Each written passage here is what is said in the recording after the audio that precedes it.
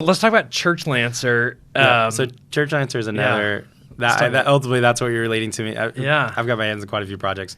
That's ultimately one that I started. Where did it come from? Was one of my first ones. Yeah. That I started to just build for the sake of it because I felt there was a need there, similar to giving fees. That came from, so again, I've been active in the church communications group and a few other groups. Church communications, I've been there since day one. When Katie started it. Literally day one? Literally day one, yeah. Really? Yeah. I mean, it came from, it was started from the Visual Media Church group. Okay, Church Motion Graphics behind it, Jeff.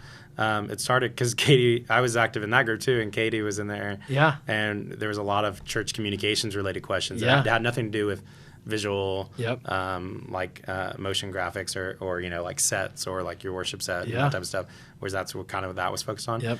And Katie just asked Jeff if she could start her own thing, kind of get his blessing for that, and he did. And so I remember from day one, and I was in that world. I was only in that group primarily because of I saw there were a lot of those type of questions, and that's my world. So so once Katie started that, I was part of that group. So since day one, however many years ago that was now. Yeah. Anyway, so I've been active in that, and I saw one of the regular questions that came up was, I need a logo. Yes.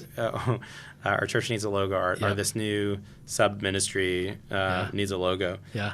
Who would you recommend? Or I need a website built. Who would you recommend? Yeah. And and it still happens to this day. I mean, probably I'd say at least once a week. And in those groups. And people don't know how to use the search function in those groups to go back. Or they either don't realize it's there, or that people are just don't want to mess with it.